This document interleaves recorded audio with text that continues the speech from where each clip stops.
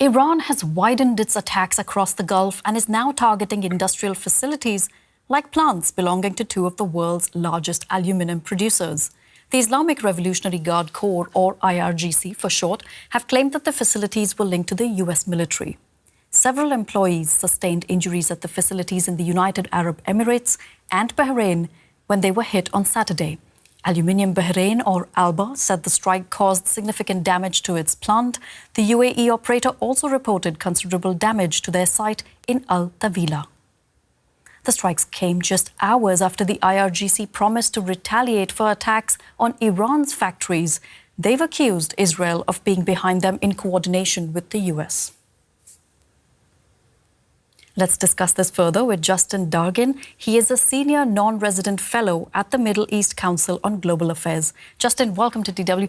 Two aluminium production sites targeted in the Gulf. Why? How important is the aluminium industry in this region? Well, the aluminum industry in the Gulf is extremely important. We could consider the industry to be the crown jewel of the Gulf macroeconomic diversification. So basically, these facilities, they were basically invested in over the past few decades or so. And this is how the Gulf views itself as being able to wean itself from the oil economy. So basically how the Gulf will be able to survive economically in a post-oil world.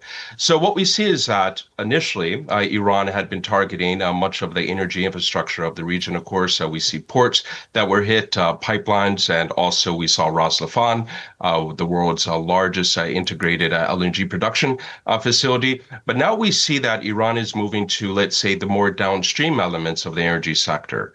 And this is extremely important because what Iran is showing is that, okay, if you are going to target our downstream industries, such as distill facilities in Khuzestan and then also Mubaraka, then we will target your facilities or the facilities that you have and also the countries that host elements of the U.S. military. So Iran sees that as being a type of what you could call part of the escalatory ladder. I mean, so Iran views that as being proportionate, and Iran also views that as being acceptable according to the laws of war. I mean, that's from its perspective. So Iran is just basically trying to assert its deterrence and saying that if you attack our industrial base, then the industrial base of the region will be attacked in kind. And the region is target rich.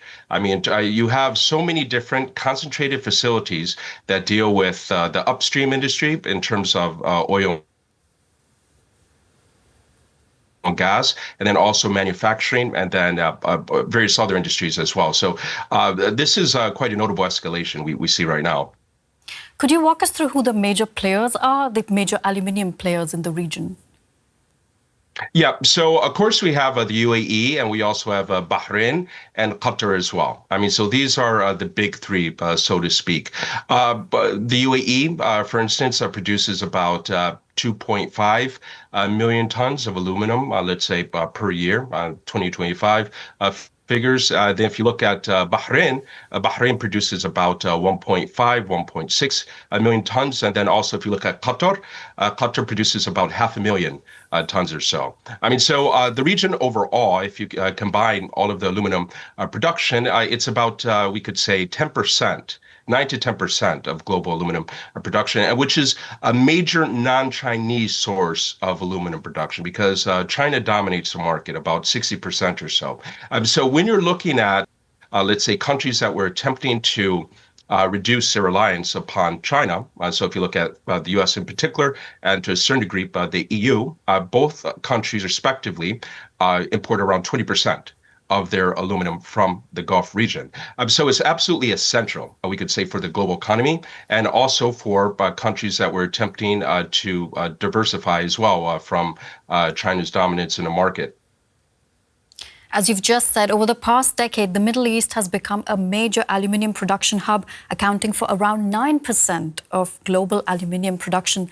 The metal is essential for construction, transport, and renewable energy. But the Iran war has already significantly disrupted production and exports. Justin, what impact could these attacks have on the global supply of aluminium?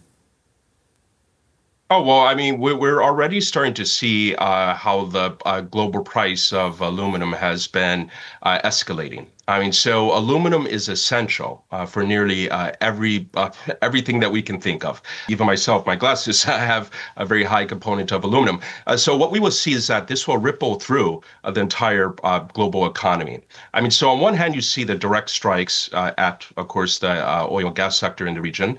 So we've seen supply coming offline, and then also, of course, shipping. I mean, so there has been an enormous amount of oil and gas that hasn't been able to transit the strait, perhaps about 10 million barrels per day if we consider the bypass capacity in the UAE and also Saudi Arabia.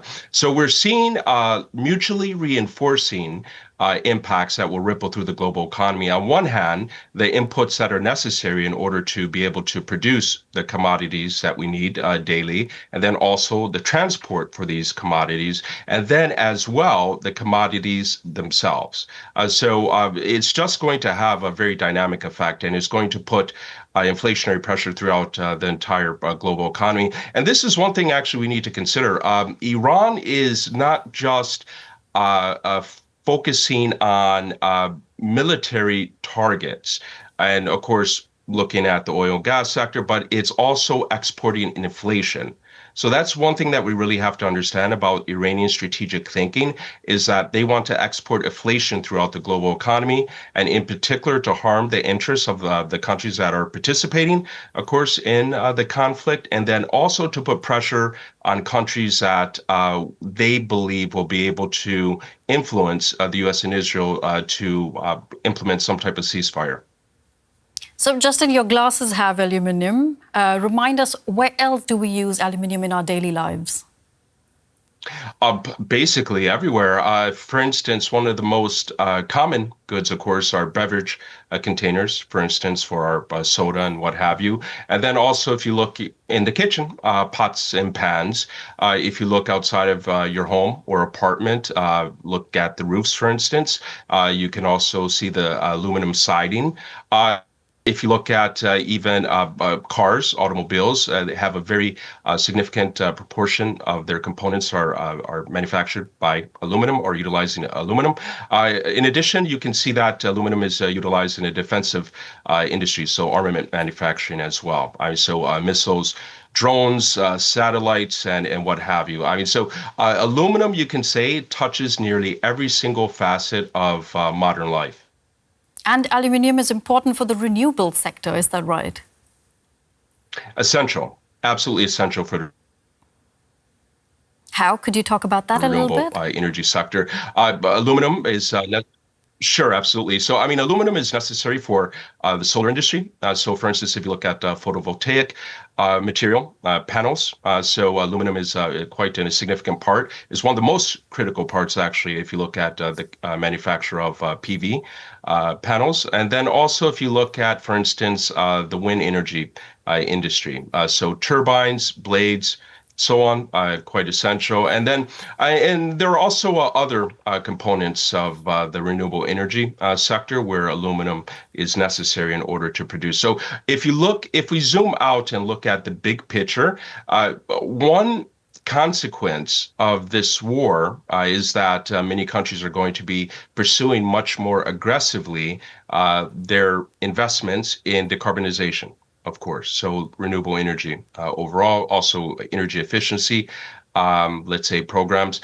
But what we see is that with the fact that aluminum is needed for so much of the renewable energy sector, this is going to raise costs as well. So the very tool that countries are going to be pursuing in order to reduce their reliance on having a future event such as this, that we're going to see costs skyrocketing as well. Mm-hmm. Now, the IRGC claims these aluminium plants were linked to the US military. How legitimate is this claim? And could you help us understand how they could be of use to the US military? Well, I mean, the claim is that they are dual use facilities. Now, what does dual use mean? I mean, dual use means that there's a civilian and a military dimension to that, whatever particular good you're talking about. But I mean, it's dual use to the degree that you can just use it for military and you can also use it for civilian, let's say, civilian manufacturers. So I'll give you an example. Rubber can be considered to be dual use because rubber makes tires that, let's say, jet fighters need, and also Humvees and what have you, but then also for civilian goods.